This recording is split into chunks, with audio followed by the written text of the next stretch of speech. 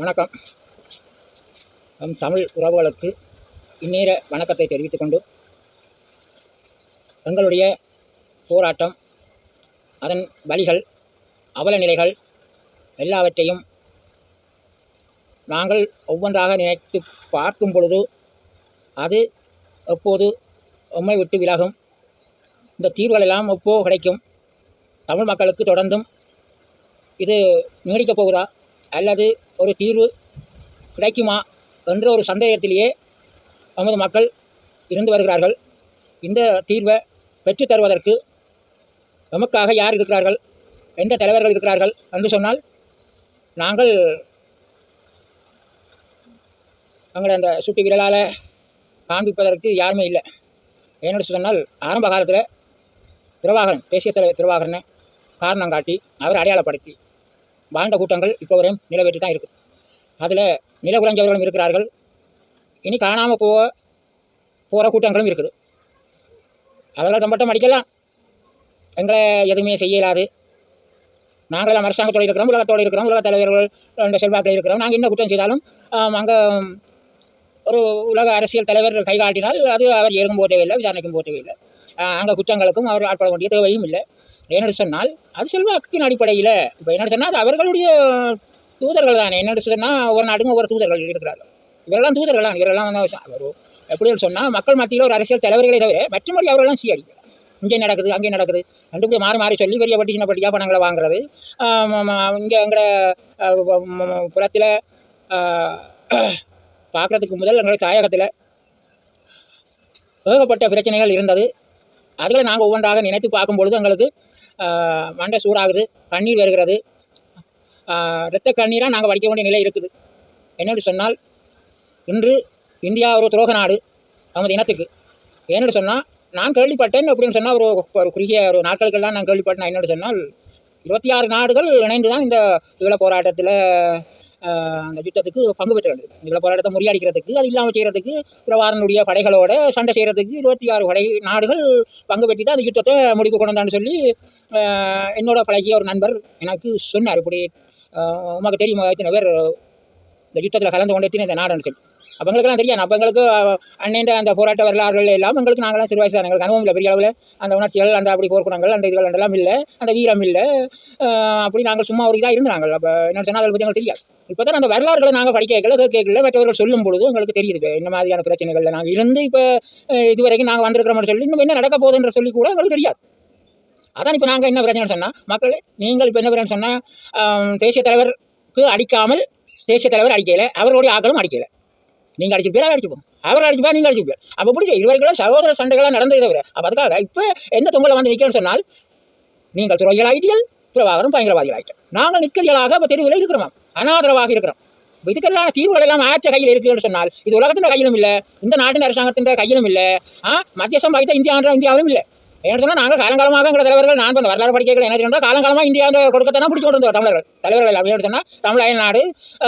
அப்போ அதில் நாங்கள் இந்தியாவை பகைக்கக்கூடாது, இந்தியாவை கைவிட்டு எந்த பிரச்சனையும் அங்கே தீர்வுக்கு வராது, நாங்கள் இந்தியாவோட நாங்கள் ஒரு நட்புறவை நாங்கள் பேணி அதன் ஊடாகத்தான் நாங்கள் எங்கள்கிட்ட இந்த பிரச்சனைகளை நாங்கள் தீர்வு கொண்டு வரணும்னு சொல்லித்தான் எங்கள் தலைவர்கள் எல்லாம் பின்னுக்கு வாழ் பிடிக்கணுன்றவர்கள். அங்கே இந்தியா இலங்கையிட்ட ஒன்றை கேட்டுக்கொண்டு போகிறது இந்தியாவுக்கு வந்து இந்தியா அங்கே இலங்கை பற்றி இருக்கிறது. பிறகு அங்கே வேலாம் பேசி போட்டு அங்கே ஒரு பட்டி பணத்தை வாங்கிட்டு வந்து அப்புறம் இங்கே வந்து இலங்கைக்கு இருக்கிறது இந்தியா பற்றி. இப்படி அவர்கள் சும்மா ஒரு தூதர்கள் என்னோட சொன்னால் இருக்கல். என்னோட சொன்னால் தங்கள்கிட்ட பணத்துக்கு அந்த உழைப்புக்கு தான் இது வரும் உழைப்பே தவிர இது ஒரு ஈழ போராட்டத்துக்காக இந்த மக்களுக்காக இவர்கள் ஒரு தலைவர்களாக இருந்து சில பிரச்சனைகளை முடிச்சு வைத்தவர்கள் இல்லையா. இப்போ என்னன்னு சொன்னால், எங்களுக்கு இந்த பிரச்சனை இப்படியே ஒரு முடிவு இல்லாமல், ஒரு இறப்பு இல்லாமல் அப்படியே இருந்து கொண்டு இருக்குது. இந்த பிரச்சனைக்கு இறப்பே இல்லை, இது வளர்ந்து கொண்டு இருக்குது, இது இன்னும் பெருமூச்செடுத்து விட்டு கொண்டு இருக்குது. ஆனால் என்ன பிரச்சனை சொன்னால், மக்களே இந்த தலைவர்கள் என்னென்னு சொன்னால் ஒவ்வொன்றை சொல்லி அவர்கள் பாராளுமன்றத்துக்கு போகிறதுக்கு, அரசியல் செய்கிறதுக்கு பொய் புரளிகளை சொல்லி உசுப்பேற்றி உங்கள்கிட்ட வாக்களை பெற்றுக்கொண்டு பாராளுமன்றம் போனவையெல்லாம் இப்போ என்னென்னு சொன்னால் பொம்பளைங்க அறைக்கு கீழே என்ன கிடக்கான்னு சொல்லி அங்கே கேட்குறாங்க. இதெல்லாம் அங்கே தேவையில்லை தானே.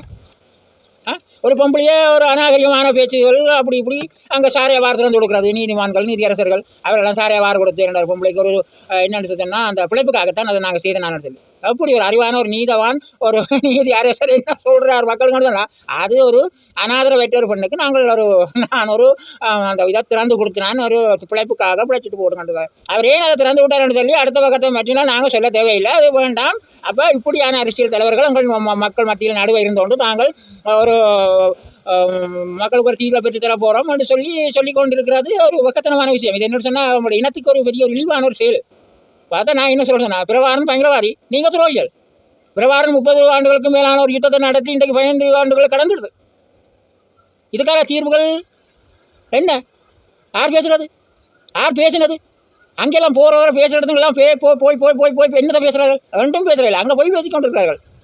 தாங்க தப்பித்துக் கொள்றதுக்காக, தங்களோட பதவிகளை தக்க வைத்துக் கொள்றதுக்காக, தங்களோட பாதுகாப்புகளுக்காக, தங்களோட உழைப்புகளுக்காக இவர்கள் அதில் செய்து கொண்டிருக்கிறார்கள்.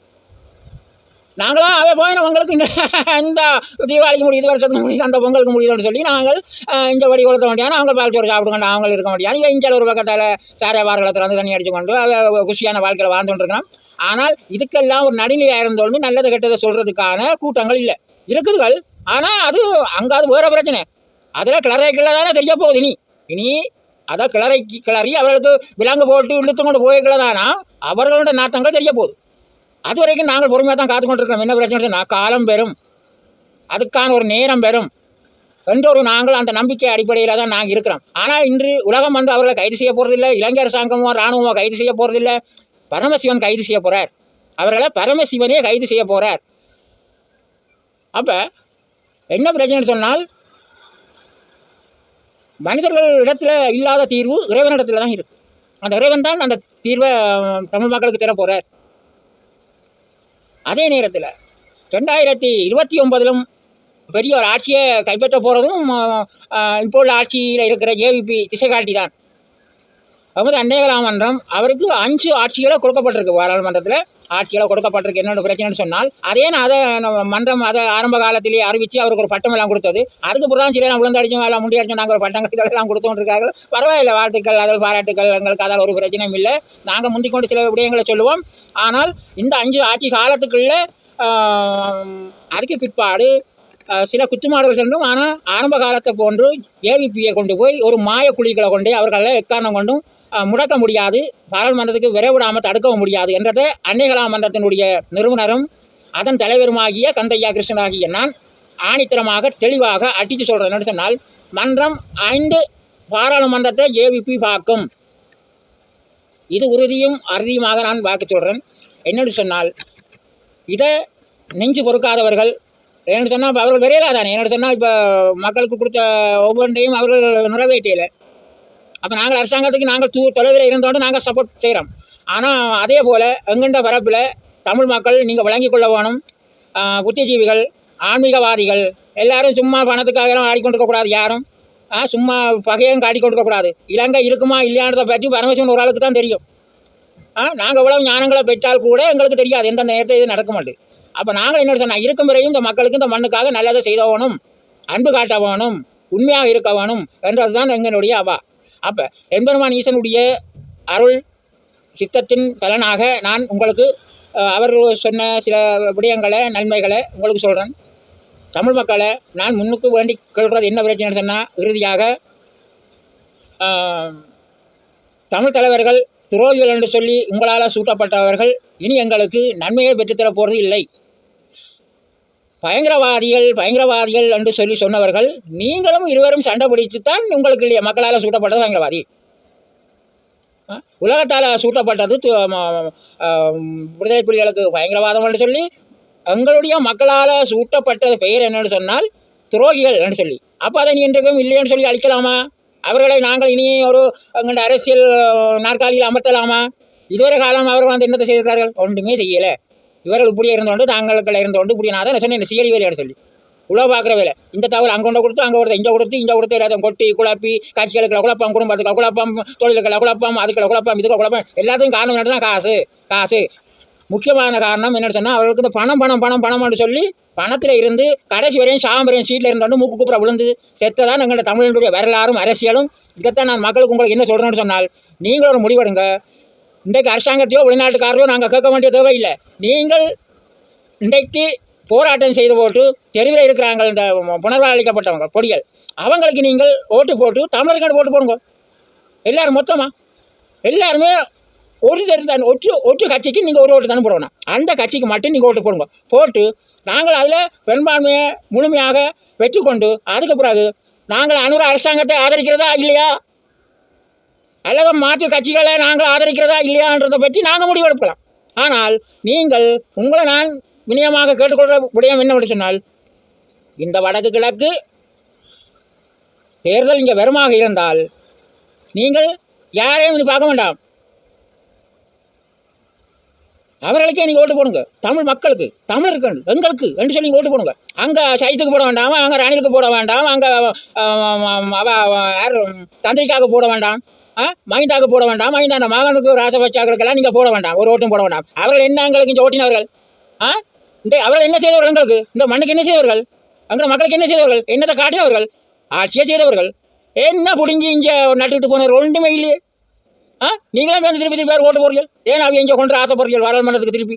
நாங்கள் புதுசாக கொண்டு வந்துருக்கோம் ஜேபி கட்சியை சித்தாஜி காட்டிய கொண்டு வந்துருக்கிறோம். அதே மாதிரி எங்களை தமிழ் பரப்புக்கு வடக்கு கிழக்குக்கு நாங்கள் ஒரு பொதுவாக ஒரு அந்த வைத்தியர் பொம்பளை இடப்புகளை எல்லாம் சொல்லிக் கொண்டிருக்காங்க பாராளுமன்றத்தில். நாங்கள் எதிர்பார்க்காத சில சம்பவங்களை அவர் நடத்தி கொண்டிருக்கிறார். அவர் அடுத்த பாராளுமன்றம் போகிறது இல்லையான்றதை பற்றி மன்றம் தான் தீர்மானிக்கவே தவிர சாவகச்சேரி மக்களும் இல்லை, தமிழ் மக்களும் இல்லை, உலகமும் இல்லை.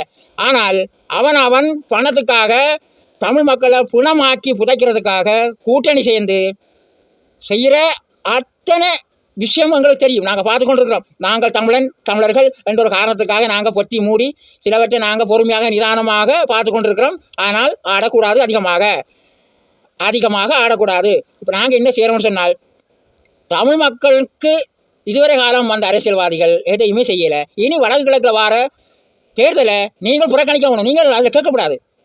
புனர்வாழ்வு அளிக்கப்பட்ட அந்த பாதிக்கப்பட்ட போராளிகள், அந்த புலிகளை கேட்கடுக்கு அவங்களாம் கேட்பாங்க தங்களுக்கு இங்கே என்னென்னு சொன்னால். நான் ஒரே ஒரு விடயத்தை நான் என்ன சொல்லுவேன்னு சொன்னால், எங்களுக்கு தெரியும் அந்த விடயத்தை நாங்கள் சொல்ல விரும்பல.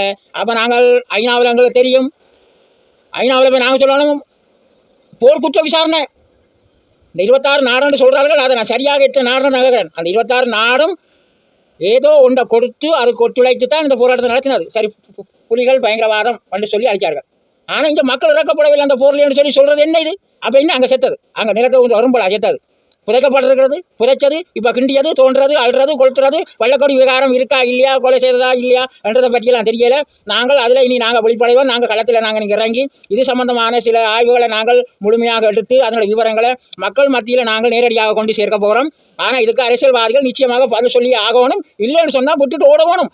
ரெண்டில் ஒன்றை சொல்ல வேணும், ரெண்டில் ஏதாவது ஒன்றை செய்யணும். இவர்கள் விட்டுட்டு ஓட வேணும். இல்லைன்னு சொன்னால் அதுக்கு பதில் அளித்து ஆகணும். வெள்ளக்கொடி விவகாரம் இன்று இந்த யுத்தத்தில் தமிழ் மக்கள் இன்றைக்கு கொல்லப்படவில்லைன்னு சொல்லி அரசாங்கம் இன்றைக்கு அங்கே கும்மி அடித்து கொண்டு கூத்தாடி கொண்டு இருக்குது.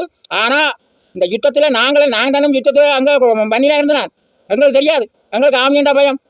நாங்கள் இல்லைனா ஓடுனாங்க. இன்றைக்கு நாங்கள் விடுதலை பிள்ளைக்கு நல்லவும் செய்யலை, கட்டவும் செய்யலை. ஆமிக்கும் நாங்கள் நல்லவும் செய்யலை, கட்டவும் செய்யலை. அப்போ எங்களுக்கு ரெண்டுக்கும் எந்த இடபாடுமே இல்லை. அப்படி இருக்க நாங்கள் கண்ணுக்கு முன்னாலே நேரடியாக நாங்கள் பார்த்த சம்பவங்கள், சித்திரவாதிகள், கொலைகள் எவ்வளவு தாங்க முடியாது. இன்று நடந்த போல இன்று நடந்த மாதிரி கிடக்கு. இன்னுமே அந்த காயங்கள் ஆறையில் கண்ணீர் வடுக்கள் இன்னுமே ஓயவில்லை. அப்படியே நிலையில் தமிழ் மக்கள் என்று அல்லோல பாட்டு கொண்டு இருக்கிறார்கள். என்று தன் பிள்ளை செத்துதா இருக்குதா ஜெயில என்று தெரியல. எந்த பிள்ளைங்க என்ற கேள்வி கேட்டால் எந்த அரசியல்வாதி சொல்கிறான் உங்களோட பிள்ளை இருக்கு இல்லைன்னு சொல்லி யார் போய் அதை அங்கே கேட்டு அறுதியும் உறுதியுமாக அவன் சொல்கிறான்? எவனுமே சொல்லலை. ஏன் சொல்லலை? இதெல்லாம் சொல்லலைன்னு சொன்னால் நீங்கள் அரசியலுக்கு விரையிலாது ஓட்டு கேட்கலாது. இதுக்கு உங்களுக்கு பிரச்சனை இருக்குது. இனித்தான் உங்களுக்கு பிரச்சனை இருக்குது. நீங்கள் ஏமாற்றக்கூடாது. பிரகாரம் பயங்கரவாதி போயிட்டு இருக்கு, பிறந்த கதை முடிஞ்சது அப்படிதான் நீங்கள் சொல்கிறீர்கள். அது முடிவுக்கு வந்துடுது. சரி, அது இருக்கட்டுக்கு. இனி இருக்கிற பிரச்சனையை நீங்கள் முடிவு கொண்டு வாங்க. தமிழனுக்கு உரிமை இருக்கா இல்லையா? சர்வேட கேளுங்க, இளைஞர் கேளுங்க, தீர்க்க போறீங்களா? இல்லைன்றா தமிழனுக்கு ஒன்றுமே இல்லையா? அப்படி ரெண்டு ஒன்றை எடுத்து விடுங்க.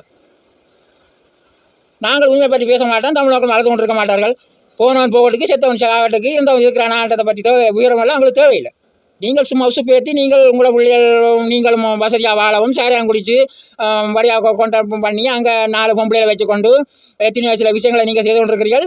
நாங்கள் சொல்ல வரையில். ஆனால் உங்களுக்கு நாங்கள் கையில் விலங்குகள் போட்டு இழுத்துக்கொண்டு போவோம். சகல ஆதாரத்தோடும் சகல எவிடன்ஸோடும் நாங்கள் உங்களை அதே தராதரமெல்லாம் நாங்கள் பார்க்க மாட்டோம். இங்கே இலங்கைகளில் பல பிரிவு கூட்டங்கள் எல்லாம் இருக்குது, கும்மி அடித்து கொண்டு. எங்கள்கிட்ட யாரும் பெற்றே மேலா நெற்றுங்கே மேலா ஒன்றும் செய்ய மேலாண்ட ஒரு மாப்போட தலைக்கணத்தோட இருக்கிறார்கள். அவர்கள் வெளியில் விரைகளை தானே தெரியும். அதுண்ட நாங்கள் என்ன சொன்னோம், நாங்கள் இப்போ நடக்கிறது என்ன, இவர்களை என்னென்னத்தில் செய்து கொண்டு இருந்தவர்கள் நடந்த பற்றி மக்களே உங்களுக்கு தெரிய வரும். நாங்கள் என்னத்தை சொல்கிறோம்னு சொன்னால் சிலவற்றை நாங்கள் தெரிஞ்சு கொண்டா சொல்கிறோம். ஆனால் நீங்கள் என்ன செய்யணும்னு சொன்னால் இனியும் எங்கள்கிட்ட மக்கள் நிம்மதியாக இருக்க, எங்கள்ட மக்கள் நிம்மதியாக இருக்க நீங்கள் எல்லாரும் என்ன சொன்னால் இன்றைக்கு புனர்வாழ்வு அளிக்கப்பட்ட புலியெல்லாம் ஆறாண்டா நான் போடுங்க. இன்றைக்கு இன்பராசா தான் நான் வைங்க தெரியல, நான் சொல்லலை. புனர்வாழ்வு அளிக்கப்பட்ட ஒரு புலி, அந்த புலியில் இரண்டாவர்கள் பாதிக்கப்பட்டிருக்கிறார்கள், போர்க்களத்திலிருந்து பாதிக்கப்பட்டிருக்கிறார்கள். சிறந்த தொழில் இல்லை. இன்றுவரை அவர்களுக்கு என்ன எந்த நேரத்தில் எதுவும் நடக்குமோ தெரியாத ஒரு பதட்டத்தோடு தான் அவர்கள் இருக்கிறார்கள். அந்த பதட்டம் தேவையில்லை. அவர்களும் பாராளுமன்றம் போனால் தான் இந்த யுத்தத்தில் மக்கள் கொல்லப்பட்டதா இல்லையா என்று சொல்வார்கள். அவர்கள் துணிஞ்சு கேட்பார்கள். அந்த உண்மையை அவர்கள் சொல்வார்கள். வரலாறு அவர்களுக்கு தான் தெரியும். இங்கே வந்து அந்த சைக்கிள் ஏலி மாண்புன்னு அதுகளுக்கெல்லாம் தெரியாது. அவர்களாக இருந்தால் இதெல்லாம் அவங்களுக்கு தெரியும். அடிவாளம், பண்டவாளங்கள், கண்டவாளங்கள் எல்லாம் அவங்களுக்கு தெரியும். அதெல்லாம் அவங்களுக்கு தேவையில்லை. இன்றைக்கு வன்னியில் ஒரு இடப்பகுதியில் நாங்களும் இருக்கிறோம். எங்களை குடும்பத்தோடு சொன்னாலும் சொன்னால் அதுங்க வன்னியில் மக்கள் ஒரு 20,000 பேர் தான் இருக்கிறார்கள். அரசாங்கம் அறிவிக்குது வெளிநாடு கேட்க. ஆனால் யுத்தம் முடிஞ்ச எத்தனை லட்சம் மக்கள் வெளியில் வந்தவர் அங்கிருந்து இப்படி பொய்பொருள் தான் சொன்னவர்கள். இன்று அவர்களோடு சேர்ந்து பால் சோறு சாப்பிட்டு கும்மி அடித்து வெடி கொளுத்தி எல்லாத்தையும் செய்தவர்கள். யார் செத்ததுக்கு நீங்கள் வெடி கொளுத்தி நீங்கள் பால் சோறு சாப்பிடுங்கள்? இனி வடக்கு கிழக்கில் தேர்தல்கள் வரும் பட்சத்தில் எங்களோட மண்ணில் நீங்கள் ஓட்டு கேட்டு மக்களுக்கு ரோட்டில் வரக்கூடாது. இதை நாங்கள் உங்களுக்கு அடித்து ஆணித்தனமாக சொல்கிறோம். என்ன சொன்னால் நீங்கள் அரசியலை விட்டுட்டு நீங்கள் வீட்டை போங்க. சம்பந்தம் சொன்ன மாதிரி பிறவான அந்த போர் முனையிலே வச்சு கொல்ல சொல்லி இந்தியாவுக்கு கட்டளை கொடுத்தது. இன்றைக்கு நாங்கள் உங்களை தலைவராக வச்சுட்டு நீங்கள் என்ன பதிலாக தர போறீர்கள், எதை செய்ய போகிறீர்கள், நாங்கள் எதிர்பார்ப்போம். நீங்கள் என்ன சொல்கிறீர்கள்? பிறவான கொல்லுங்க. இந்தியா கேட்குது மனிதான முறையில் என்ன செய்கிறது? பிறவான மீட்கிறதா வழியில் இல்லைன்னா அப்படியே என்ன செய்கிறது, அடிக்கிறதா அனு கேட்டால் சம்பந்தன் என்ன சொல்கிறார்? கொல்லுங்க. சம்பந்தனுக்கு என்ன? சம்பந்தனுக்கு நஷ்டமே இல்லையே. இதை நான் சொல்லிக்கொண்டு எங்களை நாங்களே பாதுகாத்து கொள்ள வேண்டும். அதற்காக நாங்கள் வெளிநாட்டுட்டு நாங்கள் சொல்கிறோம்னு சொன்னால் சில உண்மைகளை நாங்கள் எடுத்து சொல்ல வேணும். போர்க்குற்ற விசாரணைகள் எங்களுக்கு நிச்சயமாக தேவை. தமிழீழம் என்பதே ஒரே வழி. அதுதான் தமிழ் மக்களுக்கு ஒரு பாதுகாப்பு. இல்லை என்றால் சொன்னால் எந்த நேரத்திலும் தமிழ் மக்களுக்கு இந்த தாயகத்தில் பாதுகாப்பே இல்லை என கூறிக்கொண்டு இதை நீங்கள் மக்களை வெற்றி பெற செய்வீர்கள். நீங்கள் சந்தோஷமாகவும் நிம்மதியாகவும் பாதுகாப்பாகவும் இருப்பீர்கள் என்று சொல்லி நம்பிக்கொண்டு உங்களிடம் இதுவரையும் நான் என்னுடைய கருத்தை சொன்னமைக்கு, அதை நீங்கள் கேட்டமைக்கு நன்றிகளை உங்களுக்கு கூறிக்கொண்டு இனிவரும் காலங்களில் எங்களை நாங்களே முட்டாளாக்காமல் மற்றவர்களை நாங்கள் எதிர்பார்க்காம நாங்கள் என்ன செய்வோம் அடுத்ததாக எங்கண்ட பாதுகாப்புக்காக எங்கண்ட உரிமைப்புக்காக நாங்கள் என்ன செய்வோம் அடுத்த நாங்கள் எல்லோருமாக யோசித்து முடிவெடுப்போம். நன்றி, வணக்கம். மீண்டும் வாரேன்.